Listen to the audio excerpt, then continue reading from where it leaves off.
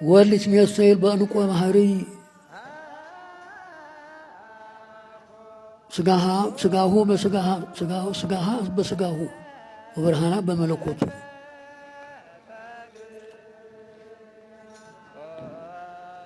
እንግዲህ ታችን ቆ ማህሪ በፀሐይ ጸዳል ነው የምትወለደው። ወፈ ብርጋና የምትባላለች። ኤፍሬም ተርጉሞታል፣ አብራርቶታል። ባስልዮስ ዘአንጾኪያም አጽድቆታል። ወፈ ብርጋና የምትኖረው በጥልቁ ሐይቅ ውስጥ አዝዋሪት የሚባል አለ፣ ዝብድይ የሚባል አለ። በዚያ ውስጥ ነው የምትኖረው። የባህሩ ቁርነ ቅዝቃዜው ሲከብዳት ከባህሩ ወጥታ ሽቅ ወደ ሰማይ ወደ አየር ወጥታ በ6 በ7 ሰዓት ሙቀት ፍለጋ አፈ ማኅፀኗን ገልጣ ክንፎቿን ዘርግታ በአየር ላይ ትቆማለች። ከፀሐይ ሙቀት ከፀሐይ ግለት ሙቀት ትሰማለች፣ ከነፋስ ግዘፍ ትነሳለች። በዚህ አድርጋ እንቁን ትጸንሳለች። ጸንሳ ተመልሳ ወደ ሐይቁ ትገባለች። እንቁን የምትወልደው ከሐይቁ ውስጥ ነው። በየትርጓሜው ይታተታል። እዚህ ግን በገጸ ንባቡ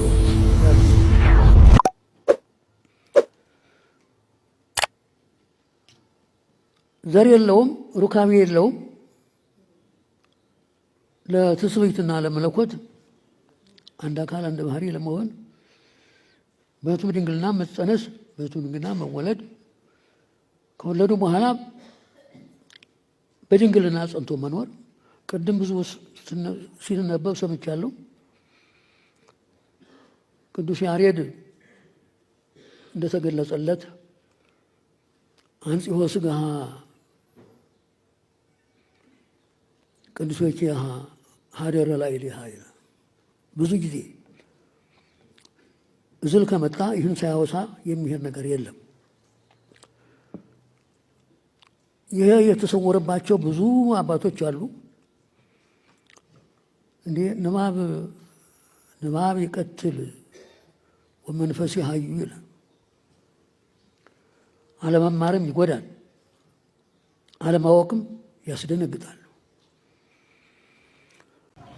አንዳንድ ሰው ባለማስተዋል ሚስቱ እንደሱ ወጥታ የመንግስት ስራ ከሌላት ሚስት ምንድነው ስራዋ ሲሉት ስራ የላትም ይላል። አንዳንድ ጅል እንደዛ ነው የሚለው። ይገርመኛል። ቤቱን እያለ እሱ ከውጭ ሲመጣ እንጀራ ጋግራ ወጥ ሰርታ ስንትና ሰዓቱ ስንት መከራ ተጋፍጣ እያበላችሁ ስራ የላትም ይላል። አይገርም? ስራ የላትም ይላል። ስራ የሚመስለው እሱ ሄዶ ቢሮ ውሎ ተጎልቶ መምጣት ነው። ልጆቹን መከራ አድርጋ አሳይታ እናትም አባትም ሆነ የምታሳድግ እሷ ነች። እሱ በየፊልዱ በየምኑ እየዞረ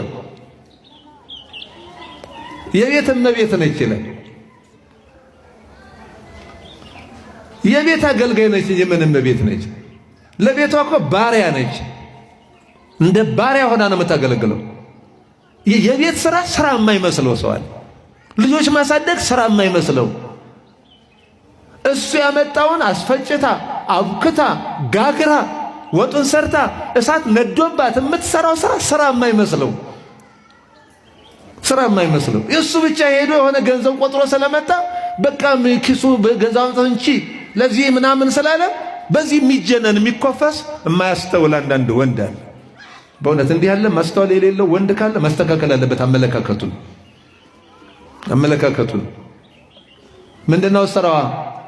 የቤቱን አጠቃላይ ስራ የምትሰራው እሷ ነች ማለት አለበት።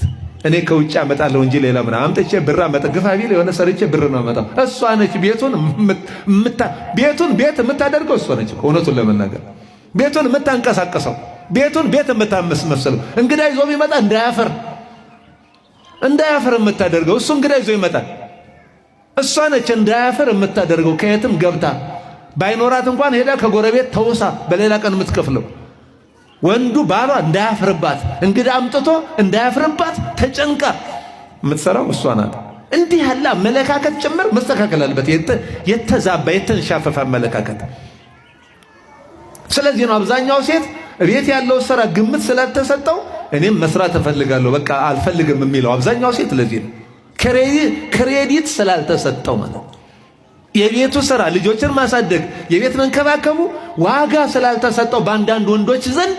ስለዚህ እኔም ጽዳትም ይሁን ብጥቼ እሰራለሁ፣ ጽዳትም ይሁን በቃ እንዳንተ እኔም እኮ መስራት እችላለሁ። እሱ ከሆነ ስራ እኔም ወጥቼ እሰራለሁ። ከዛ በኋላ ሰራተኛ ይቀጠረ ነው።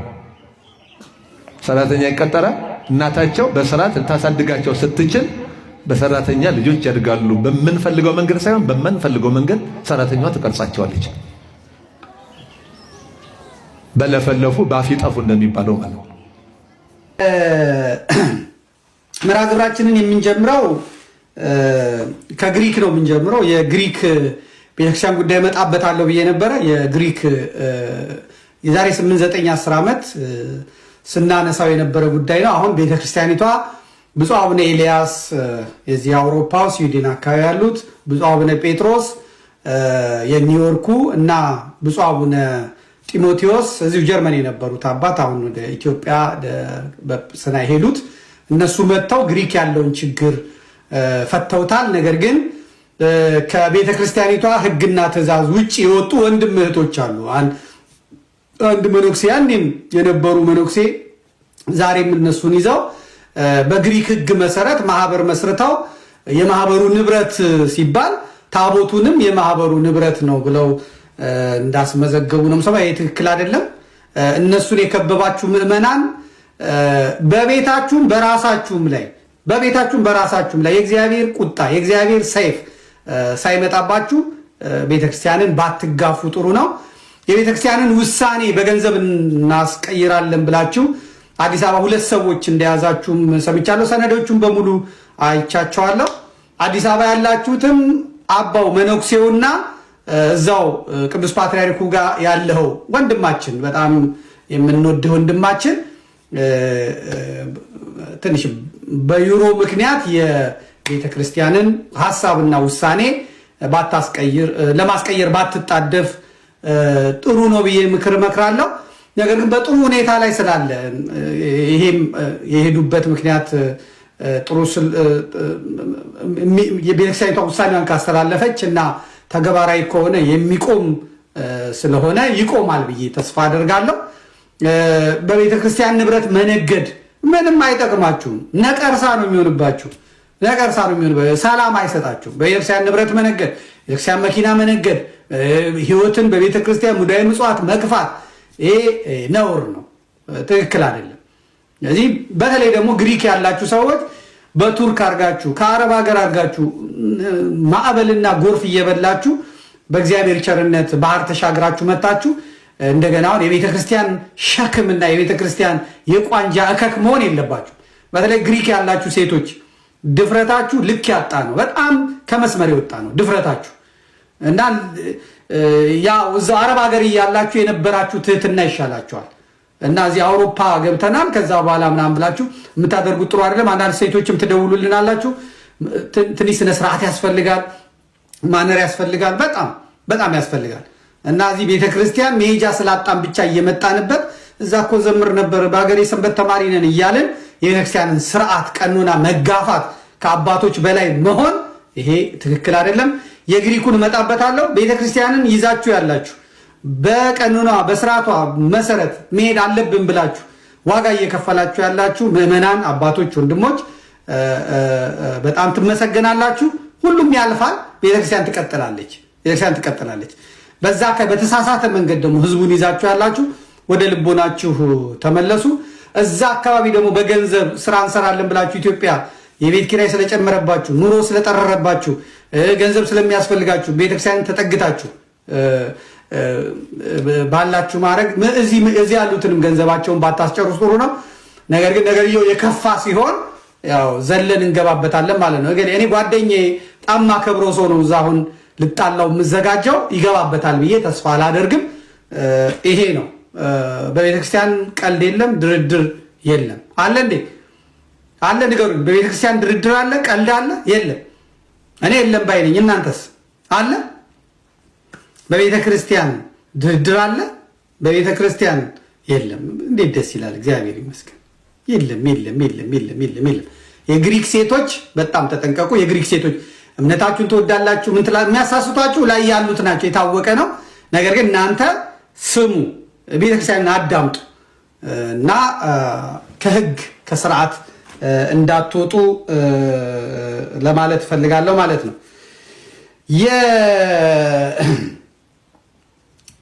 ሁለት ነገሮች አሉ።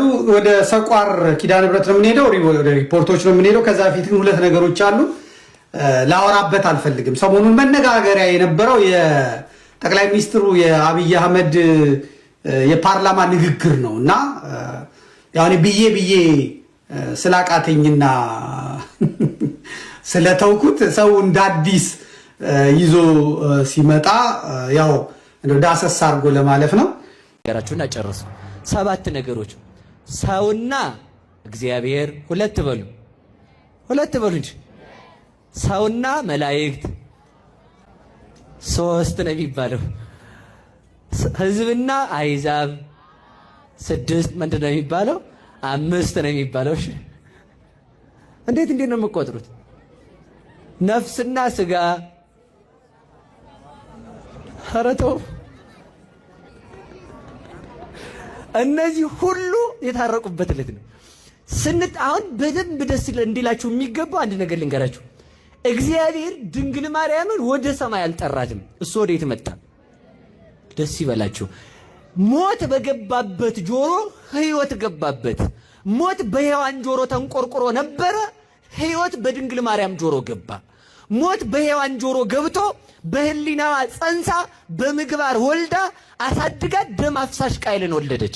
ድንግል ማርያም ዲያብሎስ ለሔዋን ቢሰብክ ቅዱስ ገብርኤል ለድንግል ማርያም ሰበከ። ድንግል ማርያም ቅዱስ ገብርኤልን ሰምታ ሕይወት ክርስቶስን ጸንሳ ሕይወት ክርስቶስን ወለደችለት ለዓለም።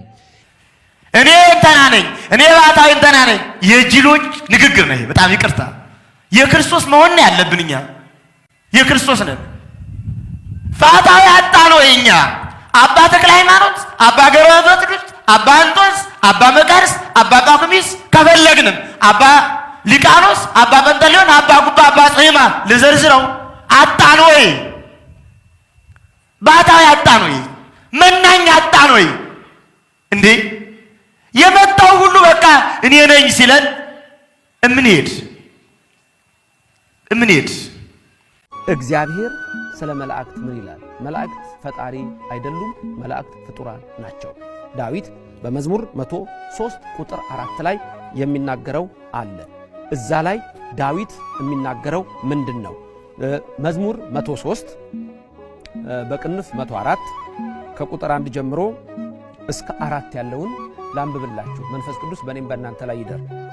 መጽሐፍ ቅዱስ ካላችሁ ማውጣት ትችላላችሁ።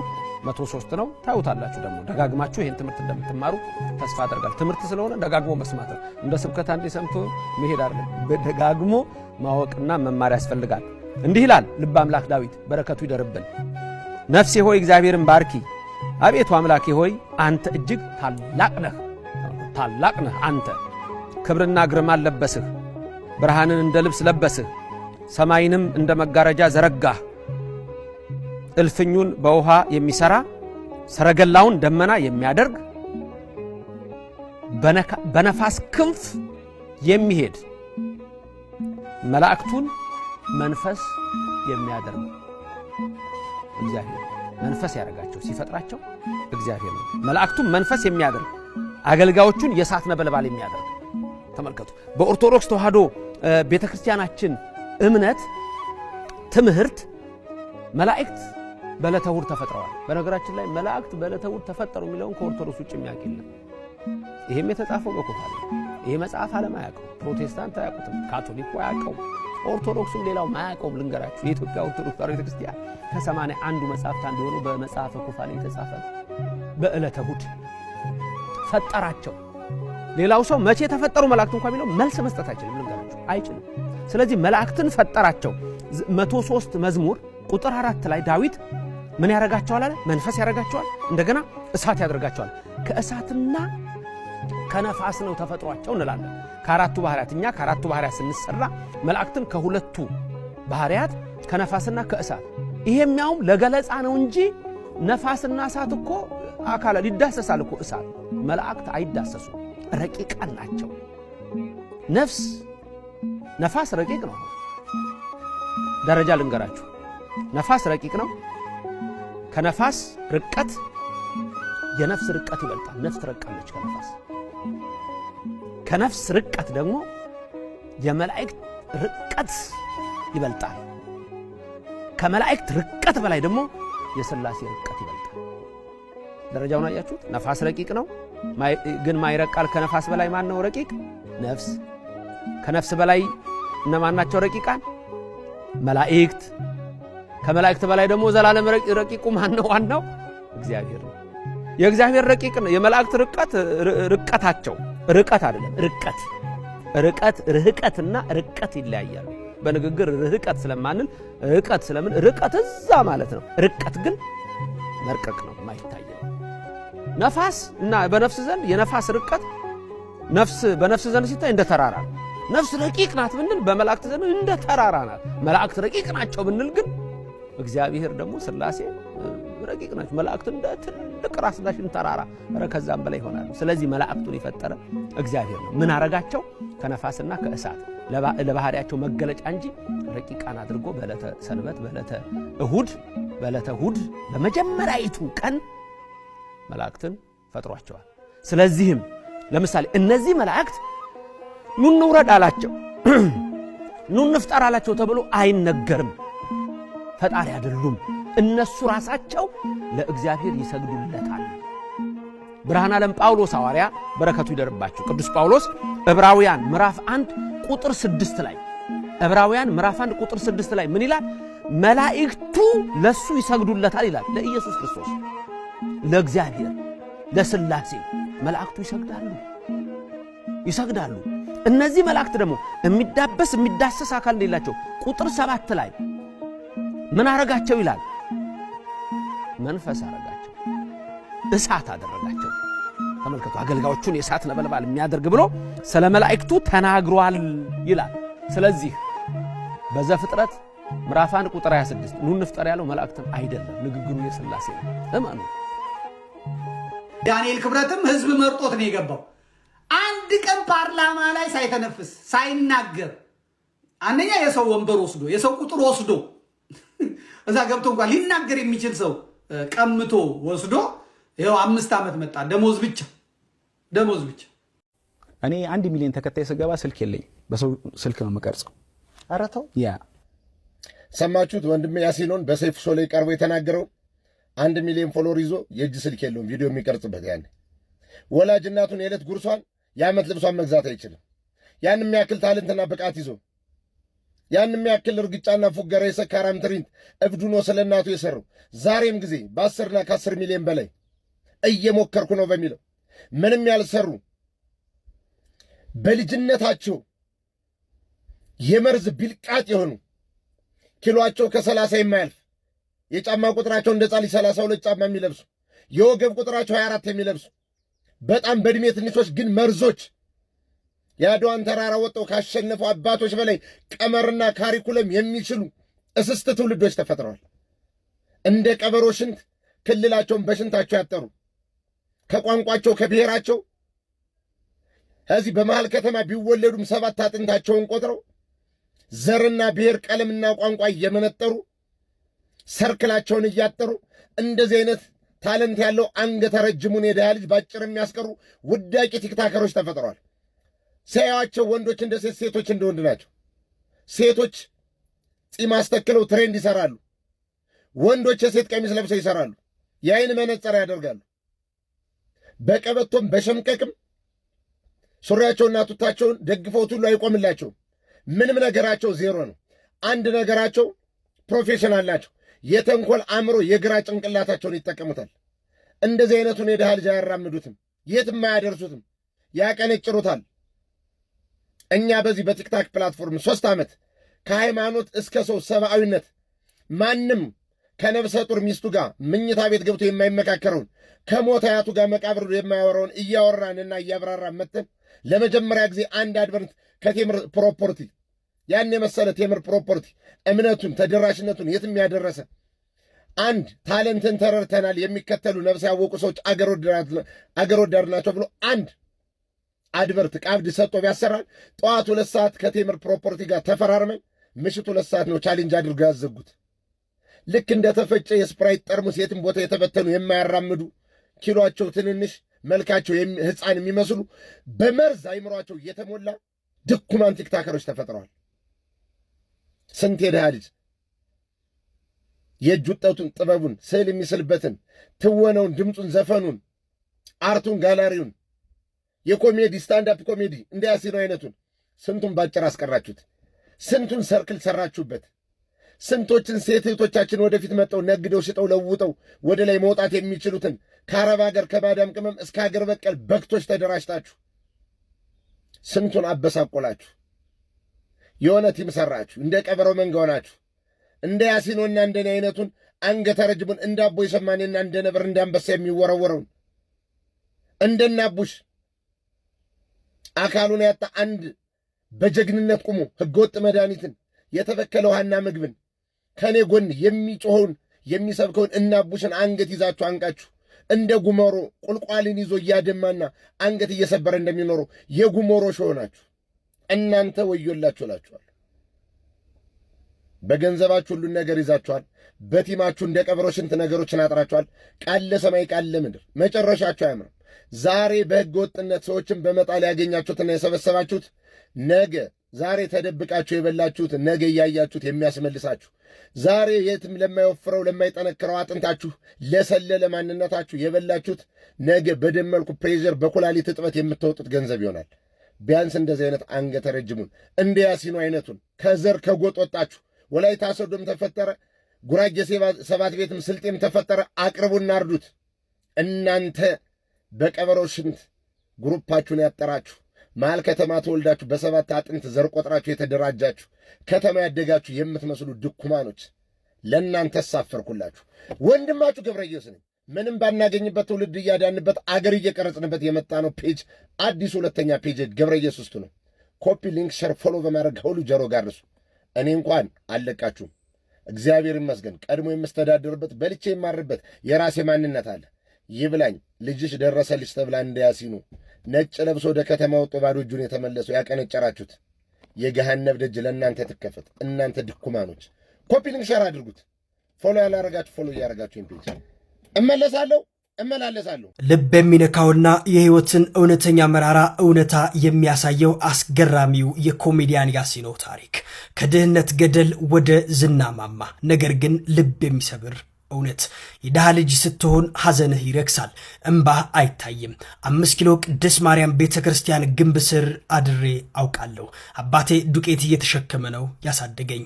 ይህ የኮሜዲያን ያሲኖ የህይወት መጀመሪያ ነው። 1 ሚሊዮን ተከታይ ሲኖረኝ ስልክ አልነበረኝም ይላል ያሲኖ።